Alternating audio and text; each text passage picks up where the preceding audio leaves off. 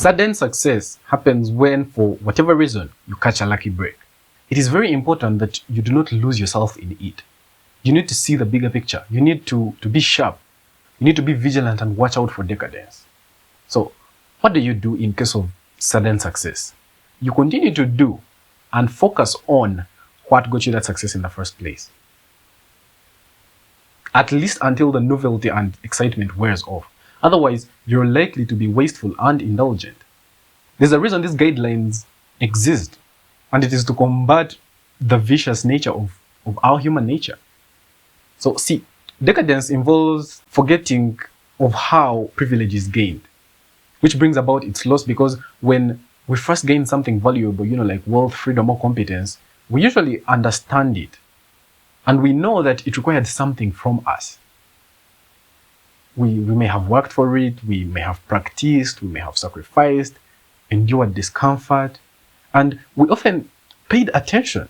But once the benefits come and they become normal, the conditions that produced it tend to become invisible to us, and we experience the result without remembering the process.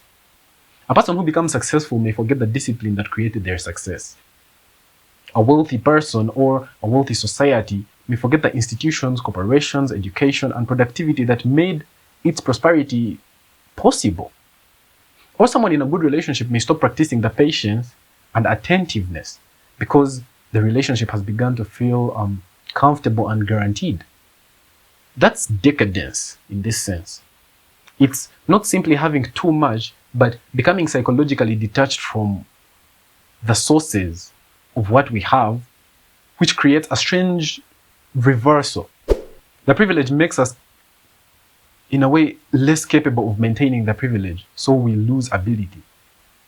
We stop exercising the muscles that produced our results.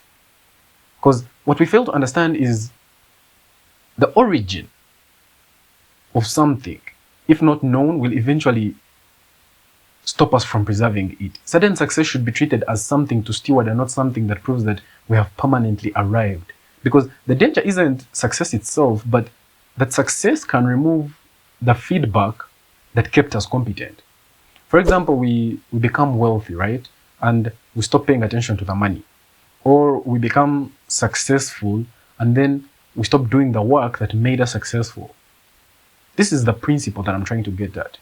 Imagine we achieve a goal and then we mistake the achievement for a permanent state.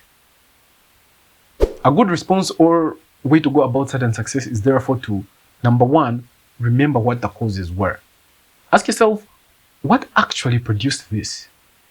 Not why am I special or what conditions may have favored me. That will not help you. Don't immediately upgrade your life. No, keep your lifestyle somewhat behind your new circumstances, because if income suddenly rises tenfold, there is no reason that your spending also needs to rise tenfold immediately. Another one is to preserve the practices. Like if discipline, learning, maybe saving, training, persistence, or even humility contributed to the success, don't abandon them simply because they have worked. You also need to build independence from the success. And what do I mean? The strongest position is, I have this, but I don't need it to know who I am. And that brings me to another one, which is to don't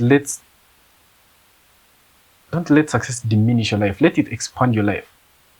And this is important because if one achievement becomes the entire foundation of your identity, then losing it doesn't merely mean that you lost something. It means that you might be losing yourself. And that's why sudden success can actually require more grounding than failure. Don't reject success or feel guilty about it, but enjoy the fruits while remembering that there is a tree that caused it and you need to continue watering it. There is this quote that there is nothing at the top except what you already brought with you. And it means achievement cannot give us the qualities that we never developed along the way. Because we like to think that once I become successful, wealthy, famous, powerful, or accomplished, I'll finally become fulfilled, confident, peaceful, and happy. But the quote reminds us that that is not necessarily true. When we reach the top, The external circumstances may change dramatically, but we are still the person that climbed there. If we were anxious before success, we may still be anxious afterwards. If we were insecure, success may simply give our insecurities more things to worry about. And if we were undisciplined, money doesn't automatically give us discipline. So there is nothing at the top except what we already brought with us. The danger is thinking that when I finally get there, I'll become someone entirely different. But getting there amplifies what is already there. In many ways, success can make a disciplined person more capable, but it can also give an undisciplined person more resources with which to become undisciplined. So don't postpone becoming the person you want until you reach the place that you want to reach, because when you arrive, it is still you who arrives. And then another quote says that the man makes money, money doesn't make the man. And it means money is supposed to be a product of the person, not the source of the person's worth and identity. The man makes money, money doesn't make the man. It presents actually two levels or two insights. The first one, which is practical, that a person creates wealth. And this is usually through some combination of skills, judgment, effort, maybe courage, relationships, persistence. So the money is the result and doesn't magically create those underlying capacities.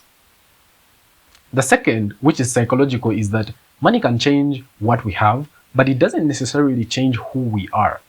Someone can become rich while remaining insecure, undisciplined, unhappy, fearful, and very dependent on external validation. And someone can have little money while possessing enormous character. They can have intelligence, they can have courage, and even wisdom. So this connects directly with the other first quote, where there is nothing at the top except what you already brought with you. In a sense, we create the external achievement, but the achievement doesn't automatically create the inner person. And there's an important warning hidden in the phrase, which is that you shouldn't let the thing you created become the thing that defines you. You will lose a lot of your characteristics that way. If I make money, money is a tool. If money makes me, then my identity and confidence and status and sense of worth become dependent upon it. That's when success can become a form of captivity. So do not let that happen and keep soaring. Subscribe to the channel. Until next time.